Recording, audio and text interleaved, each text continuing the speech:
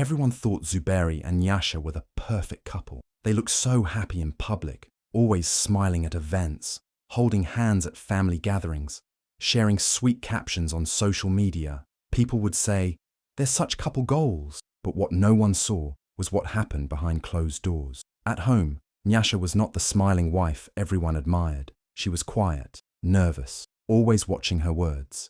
Because Zuberi, the charming man everyone praised, was not the same behind the curtain. He controlled everything, from what Nyasha wore to who she talked to, even when she could leave the house. At first, it was small things. He would raise his voice, give her cold stares, blame her for his bad moods. But slowly, the fear started settling in. She stopped laughing. She stopped meeting friends. She walked on eggshells, afraid that one wrong word might trigger another outburst. Her world became smaller, lonelier. Zuberi's love felt like a trap she couldn't escape.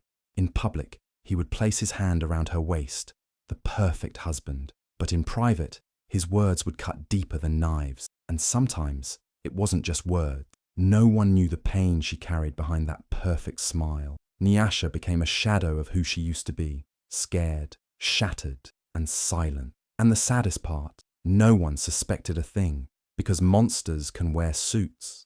And sometimes, love stories are just well-decorated prisons. That day felt like a nightmare Nyasha couldn't wake up from. She was standing by the door, smiling softly, like any wife waiting for her husband to come home. But when Zuberi walked in, he wasn't alone. His hand was wrapped tightly around another woman's, Dineo's, and he didn't even look guilty. "This is Dineo," he said, casually, like it was nothing. "My new business partner." Nyasha's heart dropped. Her smile faded, but she didn't say anything. Not in front of guests. Not with Zuberi looking at her like she was invisible.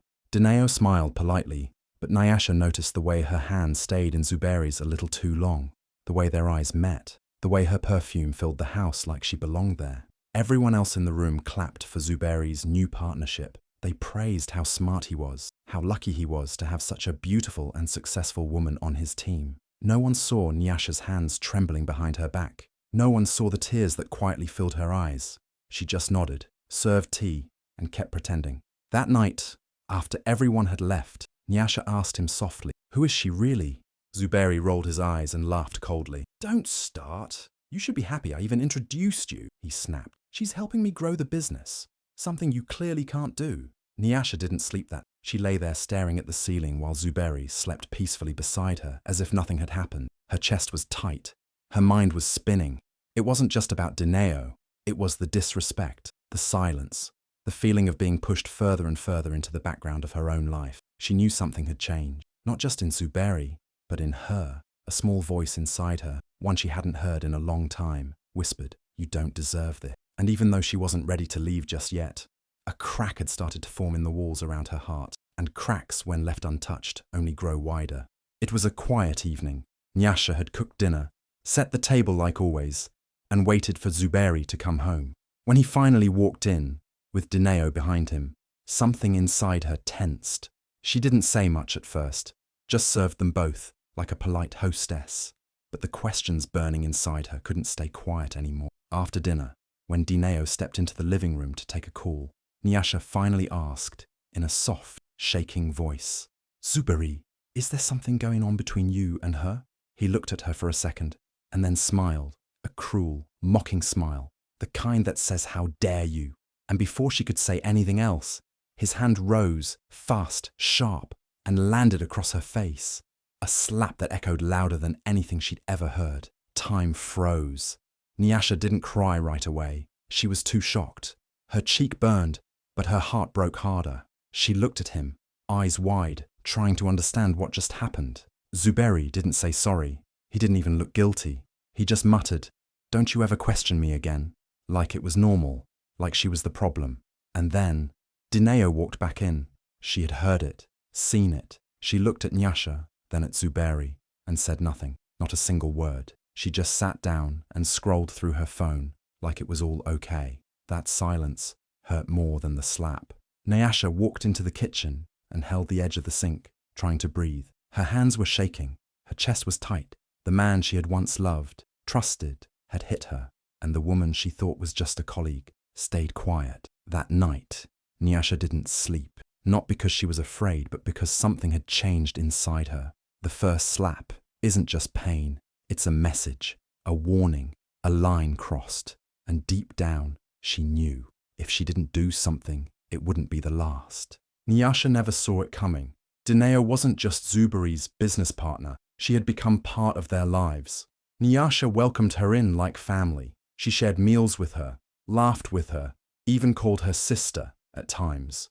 Dineo would hug her, compliment her cooking, and pretend like everything was normal. And Nyasha, despite her growing doubts, wanted to believe the best. She was holding on to trust, both in her husband and in her so-called friend. But one evening, everything shattered. Zuberi wasn't answering his phone. Hours passed. Nyasha had a strange feeling in her chest. Not fear exactly, but something heavier, darker, something that told her the truth was hiding in plain sight. She went upstairs, hoping to find Zuberi, at least sleeping in the guest room, like he sometimes did after their fights.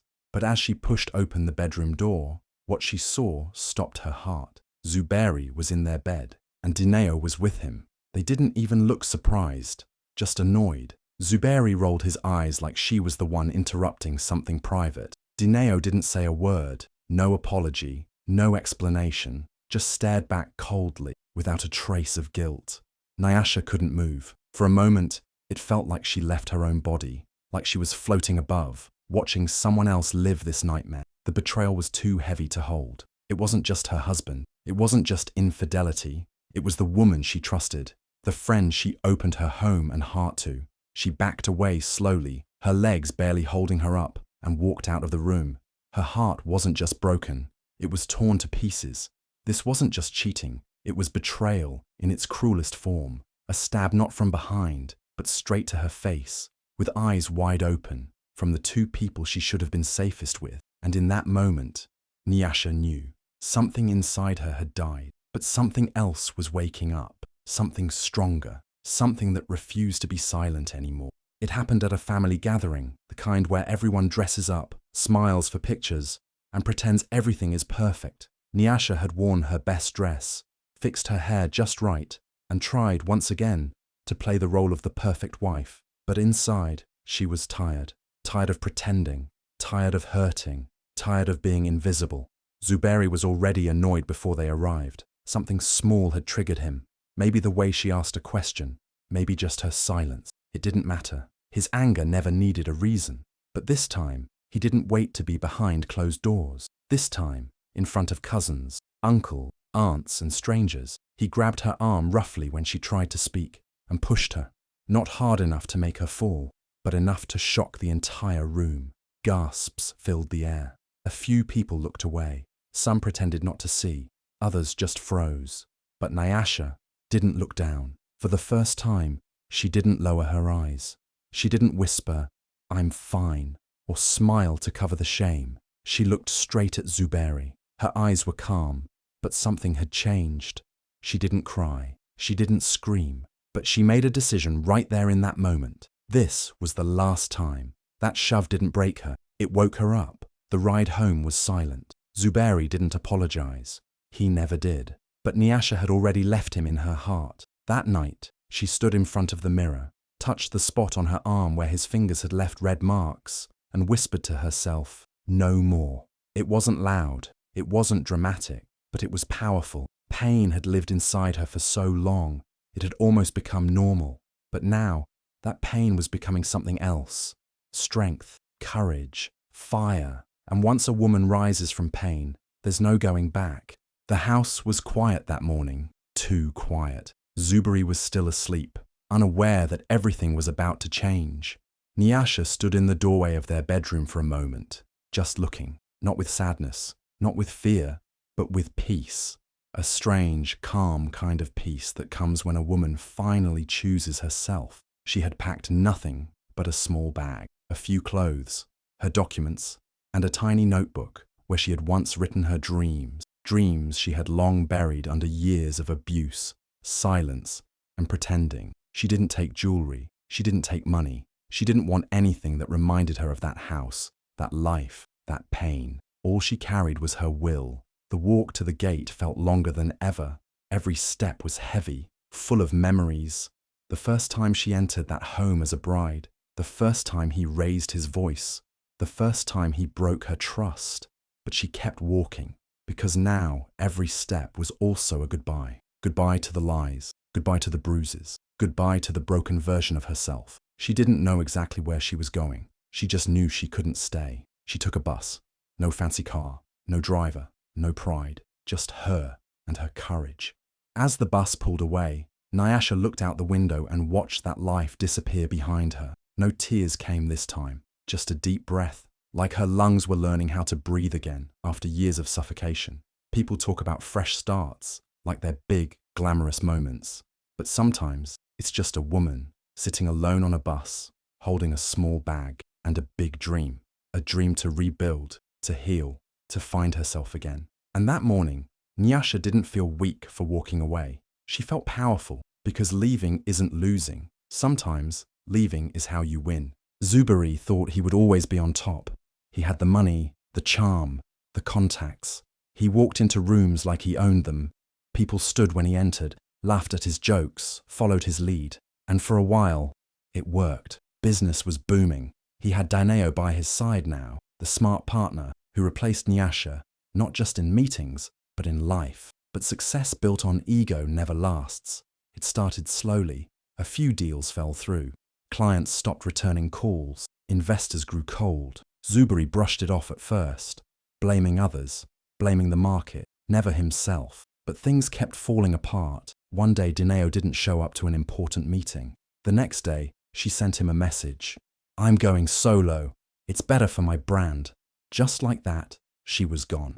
No explanation, no loyalty, no goodbye. Zuberi was shocked, angry, alone. People around him changed too. The same ones who once praised him now spoke behind his back. "Didn't he used to have a wife?" they whispered. "The quiet one. What was her name?" "Nyasha." Some even said, "He hasn't been the same since she left." But no one said it to his face. No one cared enough to.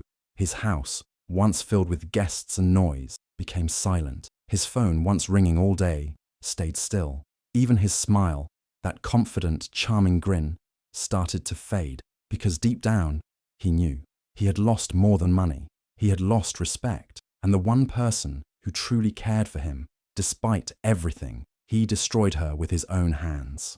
Zuberi stood in front of the mirror one evening, the lights dim, his face tired, older. For the first time, he didn't see the powerful man everyone once admired. He saw someone empty, someone left behind. His empire didn't fall with a loud crash. It fell quietly, deal by deal, friend by friend, lie by lie. And Nyasha, she had become a story, a whisper, a name that stung every time he heard it. "She was his wife, right?" they said. "Yes," someone would reply. "The one who left," and never looked back. Nyasha didn't just walk away from her pain. She turned it into purpose. After leaving Zuberi, life wasn't easy. She had no money, no house, no plan, just a small bag, a hurting heart, and a dream. But what she did have was strength, the kind that's built in silence, through every slap, every insult, every tear cried in secret.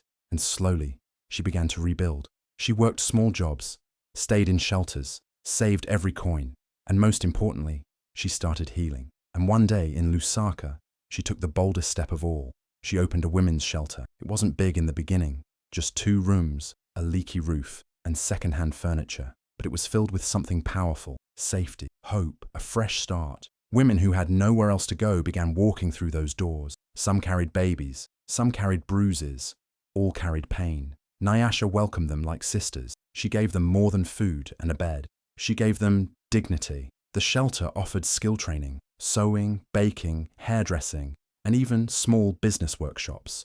Women who once thought their lives were over were now learning how to start again. And Nyasha wasn't just the founder. She was a listener, a mentor, a survivor who had walked the same dark path and made it out. Word spread. More women came. Volunteers joined. Donations started arriving. And slowly, that small shelter turned into a movement. People in Lusaka began to know her name, not as Zuberi's ex-wife, but as Madame Nyasha, the woman who turned her pain into power. Her story inspired others. She was invited to speak at schools, on radio, even at government meetings. But she never let fame distract her. She always said, "This is not about me. This is about us." All the women who were told to stay quiet. Nyasha had lost everything once, but now she had something greater: purpose, peace, and the power to change lives. From ashes, she had risen, not just to survive, but to lead. It was just another busy morning at the shelter. Women were in workshops, children were playing in the courtyard, and Nyasha was sitting at her usual desk, reviewing new applications. She had built this place with love, brick by brick, and every day it grew stronger, just like the women it sheltered. But that day, something unusual happened. One of the volunteers walked in quietly and said, "There's a man outside. He says he wants to speak to the director." Nyasha raised her eyebrows. A man? That was rare, but she nodded. "Let him wait," she said calmly, without looking up. A few minutes later, she stepped out to the front gate. There he was, standing in line like everyone else. Head lowered, shoulders slouched. His coat was torn, his shoes were worn out, and his eyes, they looked hollow. Nyasha's heart didn't race. Her hands didn't shake. She had imagined this moment before, but now that it was real, she felt nothing but quiet strength. It was Zuberi, the same man who once had everything: money, status, pride, now stood in front of her with nothing. No car, no dinero, no arrogance, just silence. For a moment, he couldn't even meet her eyes. I need help," he finally said, voice cracking. "I don't have anywhere to go." Nyasha didn't react. She simply pointed to the plastic chair in front of her and sat down across from him. Her posture was calm, her eyes clear. She didn't scream. She didn't say, "Look at you now." She didn't need to. She reached into her folder and slowly pulled out a form. Without a word, she placed it in front of him. Across the top it said, "Shelter Counseling Application." Zuberi looked at the paper, then at her. His lips trembled like he wanted to speak, maybe to explain, maybe to ask for forgiveness. But Nyasha stayed quiet, because sometimes silence is louder than revenge. And sometimes watching someone fall is not about celebrating. It's about remembering how far you've come. Zuberi waited for her to say something, anything. Maybe anger, maybe a cold laugh, maybe a painful, "Why?" But Nyasha said nothing. She just looked at him with calm, steady eyes and gently slid the counseling application form across the table like it was any other day, any other person. No revenge speech, no dramatic moment, just silence. But in that silence, there was power. In that silence, there was justice. Zuberi's hands shook as he picked up the form. His eyes scanned the paper, but his mind was somewhere else. Years ago, when he used to sit at the head of the table, barking orders, expecting obedience. When Nyasha used to sit quietly, always scared, always shrinking. And now here she was, unbothered, confident, unshaken. And here he was, broken. He looked up slowly, hoping to find something in her eyes. Regret, sadness, maybe a little softness. But all he saw was peace. Because Nyasha had already cried the tears. She had already felt the pain. She had already buried the old version of herself. The woman sitting across from him now didn't need to scream, didn't need to prove anything. Her life, her healing, her growth, her success. That was her revenge. She stood up, nodded politely, and walked away, leaving him at the table with a paper and his past. And in that quiet moment, Zuberi realized her silence wasn't emptiness. It was the loudest "I survived" he had ever heard.